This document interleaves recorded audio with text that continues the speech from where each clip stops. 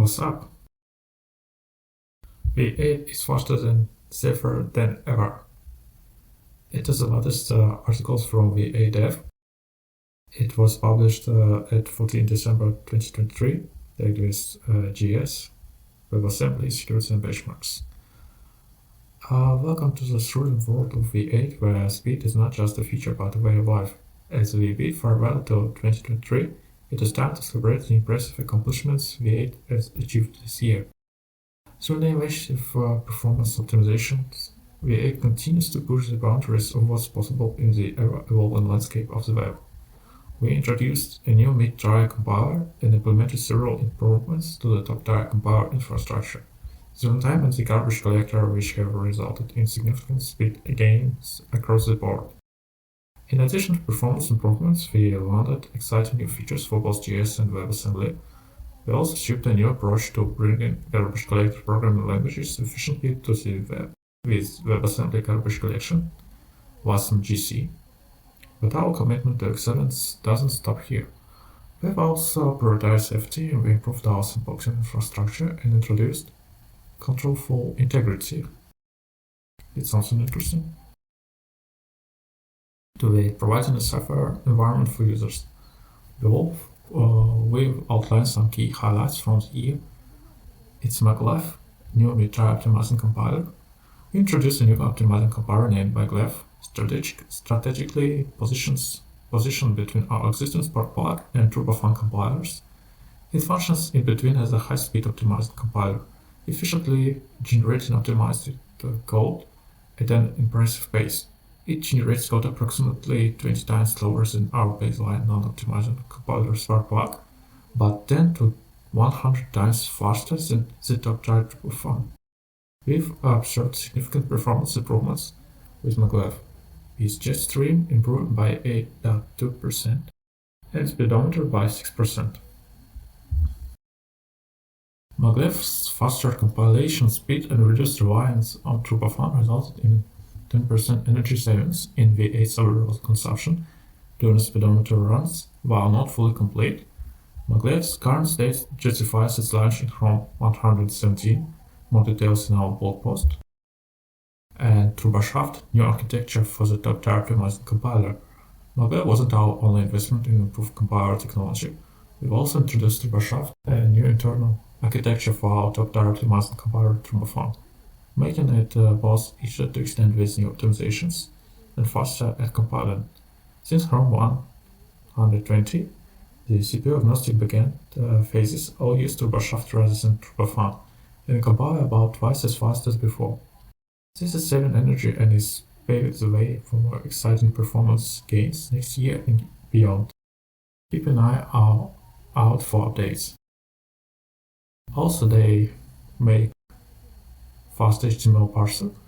We observed a significant portion of our benchmark time being consumed by HTML parsing. While not a direct enhancement to V8, we took initiative that applied our expertise in performance optimization to add a fast HTML parser to Blink. These changes resulted in a notable 3.4% increase in speedometer scores.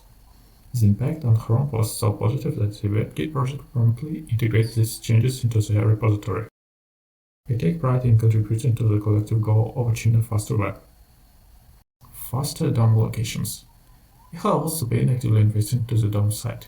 Significant optimizations have been applied to the memory allocation strategies in OL1, the locator for the DOM object. It has gained a page hook which notably reduced the cost of the round trips to kernel. OL1 now supports both compressed and uncompressed pointers, and we avoid compressing high-traffic fields in Blink. Given how frequently decompression is performed, it had a widespread impact on performance. In addition, knowing how fast the allocator is, we optimized frequently allocated classes, which made allocation workloads 3 times faster and showed significant improvement on DOM-heavy benchmarks such as speedometer.